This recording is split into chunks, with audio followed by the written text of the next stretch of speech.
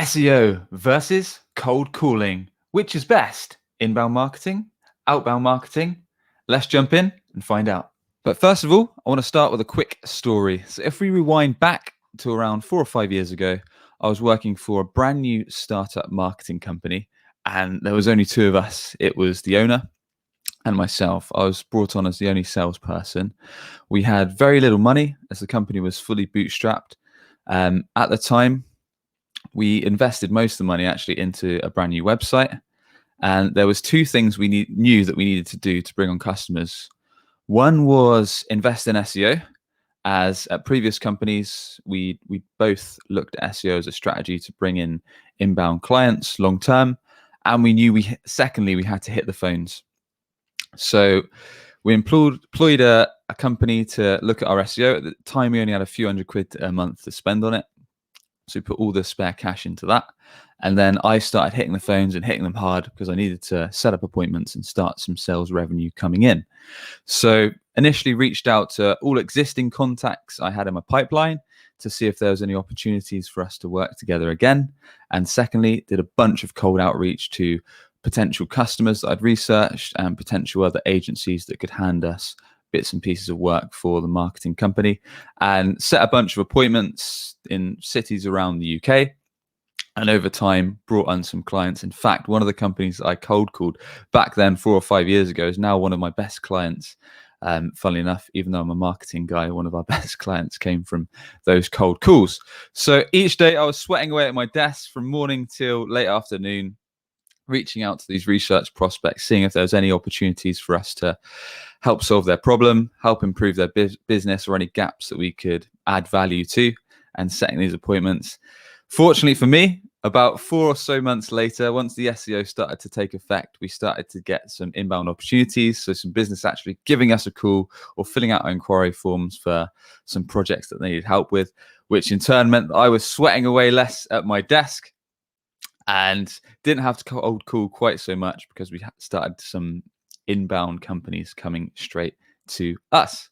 All right, let's get into it and compare the pros and cons of cold calling versus SEO. So with cold calling, what it tends to be is your team or your sales reps are generating top of funnel opportunities. What do we mean by that? Well, if you think of your sales funnel a bit like this, quite big, large at the top, and as you go down, it gets more and more narrow as leads become more qualified, to more likely to close into sales deals done. And then right at the bottom, it's sales won, closed deals, closed business.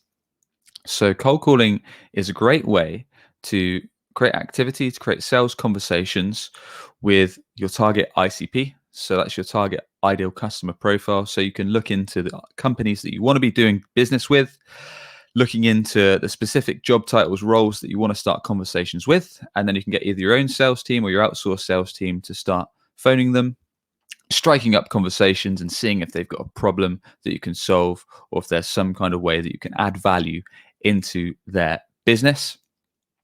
However, as these are top of funnel opportunities, what you're typically doing is you're starting the conversation and then you're moving them into the next step. So that might be a demo, a free assessment, or a secondary discovery call, whatever your sales process looks like, getting that next step booked.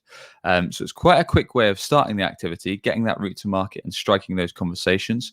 However, some of the pitfalls are it can take a long time, especially if you're a B2B organization, have quite a slow sales cycle. It can be fairly expensive. You may have to hire your own sales team development reps to do the cold calls, or an outsourced agency. Moving on to SEO.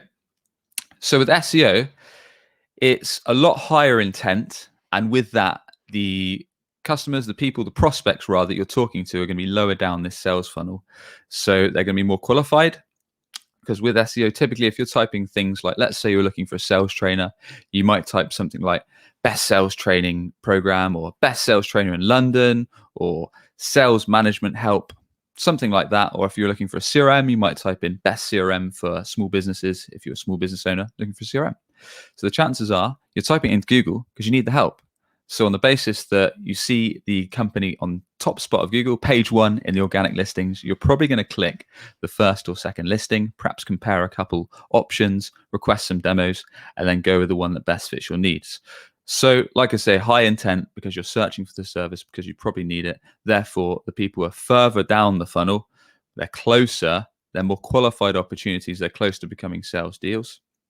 SEO also increases your website traffic, so it sends more people to your site. It builds brand because if you keep seeing a brand when you're searching for the product or service on Google, it's going to increase your brand recognition. And ultimately, on the basis that your website can actually convert this SEO, this traffic coming from Google, into leads and sales, then it is going to increase both of those too. Now, one thing to consider with SEO as well is that it is quite a long-term strategy. And you're talking months rather than weeks to see results, to start getting those page one Google rankings in most industries anyway. And as well as that, you'll either need a marketing team in-house to do the work on your website, off your website, producing content, building backlinks and all this good stuff to get your website eventually page one. Or you're going to need to hire a separate company to do that for you. So to summarize, which is best, SEO or cold calling? Well, I hate to say it, but it depends.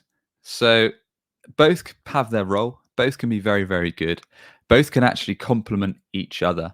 I mean, if you need a fast way to get top of funnel leads, a bit like I was talking about at the start of the video, I was working on cold calls to generate appointments whilst the SEO is going on.